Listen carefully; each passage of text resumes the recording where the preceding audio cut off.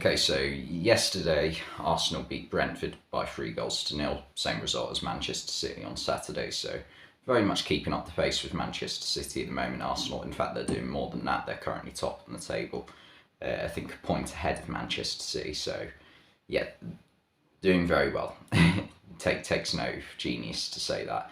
And I think this game also shows the difference that 12 months has made at Arsenal, because the first game of last season, it was this fixture, Brentford v Arsenal. Now, Arsenal, they were missing some of their key players in that game, but it was a poor performance from Arsenal, and Brentford just had more desire about them and wanted to win the game more, I believe, in that game.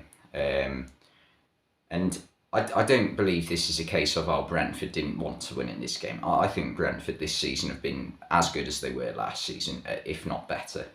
And they're currently getting some quite good results in the Premier League this season. 4-0 against Man United, the best result so far. The 5-2 against Leeds the other week wasn't too bad either. But yeah, this game, the thing that impressed me most about it was how good Arsenal were from set pieces and in the air in general. It just seems like they've got players now who are willing to do the physical side of the game as well as the neat aesthetic side of the game as well, which was really impressive to see from a neutral point of view. Arsenal got the opening goal from William Saliba. It was from a corner, and Saliba did really well to get his head on it and flick it into the far corner. Really good header. In fact, from that position, he probably couldn't have done a better header if he tried. He got it to skim off his head perfectly. It comes off the post, and David Raya can't do anything about it. He tries to claw it out, but it's already crossed the line. And yeah, Arsenal then just continued. It wasn't the most eventful first half of all time. Brentford didn't really cause any problems, to be honest. But I don't think with Brentford you expect them to perform every single week. They're not that level, but they are at a level where on their day they can definitely cause teams a lot of problems. But yesterday I don't think was that day. And the second goal, again, really well worked goal, brilliant header from Gabriel Jesus, who is just having a brilliant season, and he looks like he's, really enjoying knowing that he is, one of the stars of this team. Whereas at Man City, yeah, he sort of was, but he wasn't consistently in the starting 11, certainly in the final couple of years of his time there. So yeah, he looks like a player just completely reborn in this Arsenal team. And yeah, he took his goal brilliantly. And then second half continues about 2 minutes in. Fabio Vieira, who I thought in the games I have seen him play off the bench for Arsenal so far in his career, I wasn't too impressed with him. I thought he didn't look sort of like he had the physical stature for playing in the Premier League. I didn't think, but yesterday he was absolutely fine and showed that wasn't a problem against one of the most physical teams in the Premier League. So yeah, that was really impressive from him. I thought Arsenal might struggle without Martin Odegaard, I don't know who Martin is, but I thought they'd struggle without Odegaard, and they didn't. It just shows that the team is more important than individual players, because Odegaard is, in my opinion, probably Arsenal's best player so far this season. And without him, they looked, if anything, just as good. So that is a really good sign for Arsenal. Fabio Vieira took his goal brilliantly, got the shot off early. David Raya wasn't expecting it, and he got nowhere near the ball as it went in off the post. Obviously, the commentators were the first people to point out it's been a while since Vieira scored for Arsenal, about 17 years to be specific. So, yeah, brilliant for Arsenal fans to see. The only downside to pretty much anyone watching on TV to William Saliba scoring is we get a headache for the next half an hour because of the Arsenal away fans. Yeah. But, yeah, Brentford just weren't at it at all, but I mean, they're a mid-table side. You're not expecting them to constantly be challenging in pretty much every single game. But yeah, now I think with 7 games played for Arsenal so far this season, I think we can, start to question whether have Arsenal got it in them to challenge for the league title this season, because they've picked up, I think it's 18 out of 21 points so far this season. They're a point ahead of Man City and Tottenham.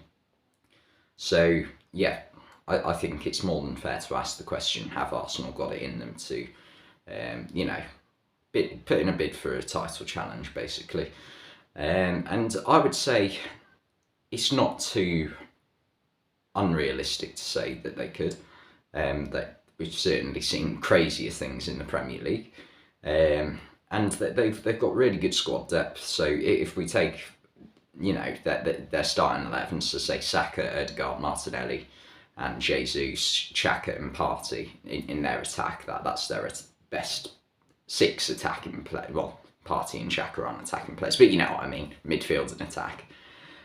So if you look at who they've got for replacements, they've got Emile Smith-Rowe, Eddie Nketiah, they've got Marquinhos, who came off the bench yesterday, they've got El Neni, Sambi Lokonga.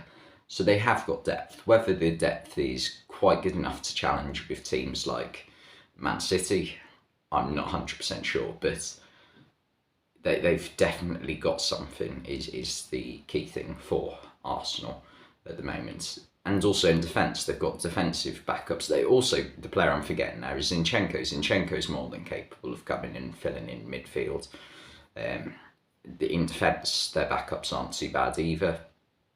So they definitely have what it takes, in my opinion. It's just whether it will happen, because we saw last season that they sort of crumbled a little bit under the pressure, especially in that Newcastle game.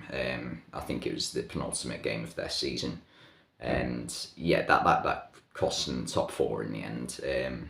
So yeah, it's about, can they avoid that happening again? I think with players like Jesus and Zinchenko, who are, serial title winners of Manchester City, I don't know how many they've won between them, but I'd imagine it's about 8 Premier League titles between them. I think they've both won 4.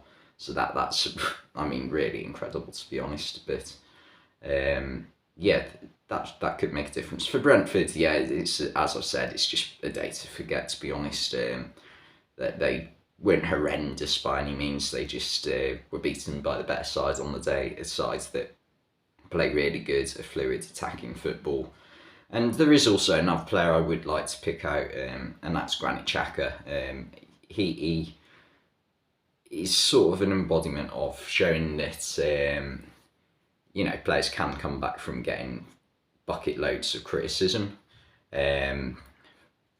because he's had his fair share of it over his first 5-6 years at Arsenal. But I think last season he played very well, and this season he's taken it to another level. I would go as far as to say Granit Xhaka so far this season has been one of the best midfielders in the league, and that seems, ridiculous to say. If you said that to someone a couple of years ago, to like that Crystal Palace game for Arsenal 3 years ago, I think it was now, where he got subbed off, ripped his shirt off, and started giving some to the fans who were booing him, then that would seem ridiculous. But to come back from that, being stripped of the Arsenal captaincy, into consistently put really good performances in for Arsenal, I think takes some character, and that does show that he has got balls. It takes some to do that sort of thing. But yeah, brilliant performance from Arsenal once again. Mikel Arteta has definitely got them going in the right direction, and I think Thomas Frank's got Brentford going in the right direction. It just wasn't their day yesterday. But anyway, thanks for watching, and I'll see you next time.